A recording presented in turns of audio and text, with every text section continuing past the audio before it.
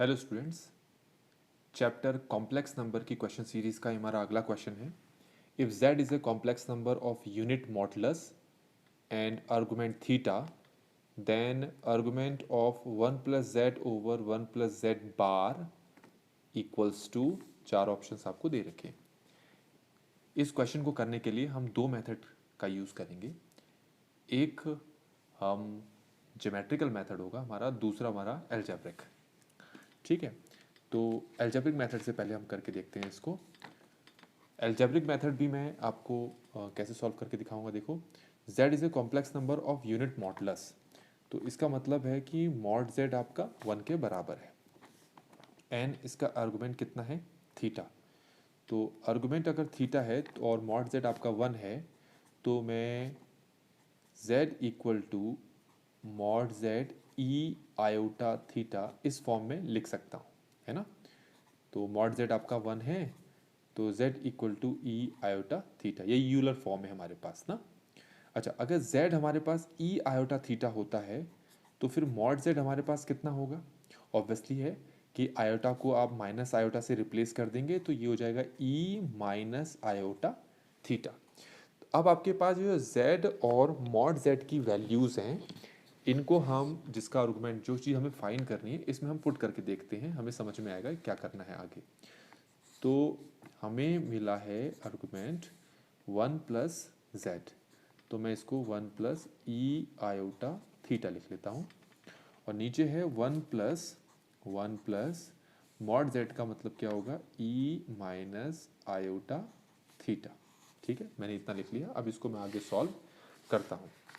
तो आगे सॉल्व करने के लिए मैं इसको कुछ ऐसे लिखूँगा, आर्गुमेंट 1 प्लस ई आयोटा थीटा ओवर, मैं इसको ऐसे लिख लेता हूँ 1 प्लस 1 ओवर ई आयोटा थीटा। यहाँ तक समझ में आ गया होगा आपको। अब थोड़ा सा इसको सिंप्लीफाई करके देखते हैं और चेक करते हैं क्या आता है।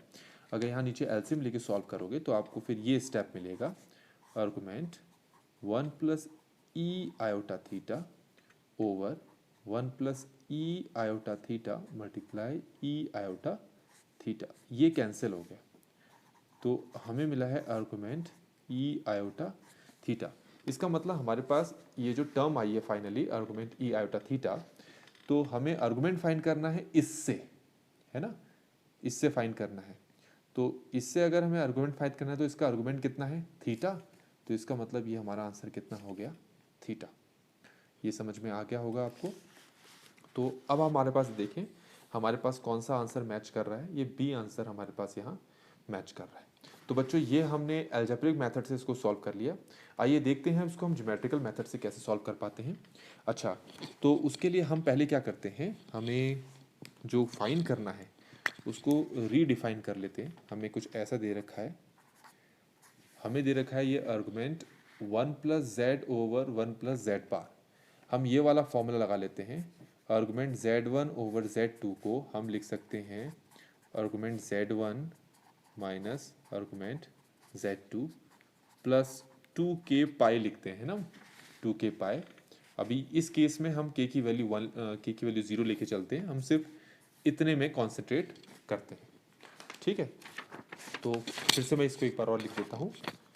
ये हमारे पास है, हम आर्गुमेंट z1 ओवर z2 को लिखते हैं argument z1 minus argument z2।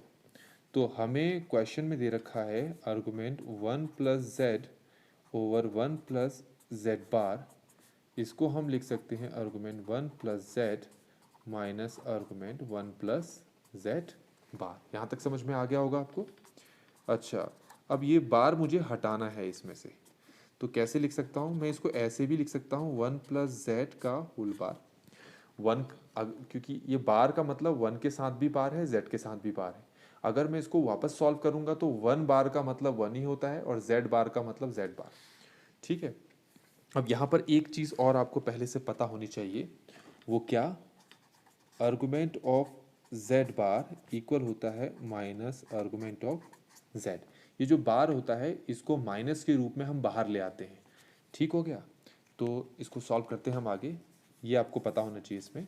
इसके बाद क्या सॉल्व होगा? ये हो जाएगा आर्गुमेंट ऑफ 1 प्लस जेड, ये बार अगर यहाँ माइनस के फॉर्म में आ गया तो plus argument of 1 plus Z, दोनों एक जैसे हैं तो मैं लिख सकता हूँ 2 आर्गूमेंट ऑफ जेड प्लस 1। ये 1 प्लस जेड था, मैंने जेड प्लस 1 इसको लिख दिया। तो एक्चुअल में हमें ये फाइंड करना था, तो इसको हमने इस फॉर्म में कन्वर्ट कर लिया, मतलब हमें ये चीज़ फाइंड करनी है। ठीक हो गया। चलिए अब हम स्टार्ट करते हैं। तो मैं ये आर्गन प्लेन बना लेता हूँ, ये ओरिजिन है और मैंने मान लिया ये मेरा z है, मैंने इसको इससे ज्वाइन कर दिया। अच्छा, क्वेश्चन में हमें कहा था इस z का जो मॉडुलस है वो 1 है और आर्गुमेंट कितना है थीटा। तो ये रहा हमारा आर्गुमेंट जो थीटा दे रखा है और ये जो डिस्टेंस है ये है 1। हमें फाइंड क्या करना है, हमें इसकी वैल्यू फाइंड करनी है। अब इसकी वैल्यू अगर आपको फाइंड करनी है तो इसमें एक चीज़ ज़रा गौर से देखो, ये क्या लिखा हुआ है, ये लिखा है z प्लस 1। इसको मैं ऐसे लिख सकता हूँ z प्लस, ऐसे z माइनस माइनस 1, है ना। तो आप ढूंढो ये माइनस 1 कहाँ पर लाई कर रहा है, यहाँ लाई कर रहा है, ये रहा -1,0, है ना।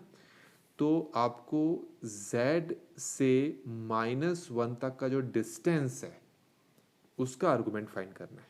ठीक है, यही तो मतलब है, z से -1 तक के जो डिस्टेंस है उसका आर्गुमेंट फाइंड करना है। ये है z, ये है -1 है, इसको मैं ज्वाइन कर लेता हूँ। मुझे इसका आर्गुमेंट फाइंड करना, मतलब कि मुझे ये फाइंड करना है। क्या मेरी बात समझ में आ गई आपको?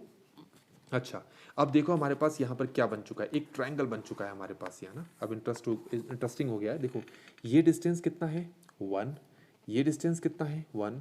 तो इसका मतलब ये कौन सा ट्रायंगल हो गया, आइसोसेलेस ट्रायंगल, जिसके ये दोनों एंगल्स क्या होते हैं इक्वल। और हमें पता है, हमने 9th क्लास में एक प्रॉपर्टी पढ़ी है कि exterior angle sum of to interior opposite angles के बराबर होता है। अब ये दोनों एंगल्स इक्वल हैं, तो अगर ये थीटा है तो फिर इस एंगल को कितना होना चाहिए, ये एंगल होगा आपके पास थीटा बाय 2 और ये वाला एंगल भी कितना होगा थीटा बाय 2। तो हमारे पास जो z प्लस 1 है इसका आर्गुमेंट कितना आ गया थीटा बाई 2। तो मैं इसकी जगह क्या पुट कर सकता हूँ थीटा बाई 2। तो 2 मल्टीप्लाई थीटा बाई 2, 2 से 2 कैंसिल, हमारा आंसर कितना आ गया थीटा। अब इस कंप्लीटली सॉल्व हो गया। तो बच्चों इस क्वेश्चन को मैंने आपको 2 मेथड से सॉल्व करके बता दिया। अगर आपको दोनों ही मेथड समझ में आ चुके हों तो वीडियो को ज़रूर लाइक करें, और किसी स्टेप में कोई प्रॉब्लम आई हो तो मुझे कमेंट सेक्शन में ज़रूर बताएं, और मेरे चैनल को सब्सक्राइब नहीं किया तो प्लीज़ चैनल को सब्सक्राइब ज़रूर करें। Thank you so much.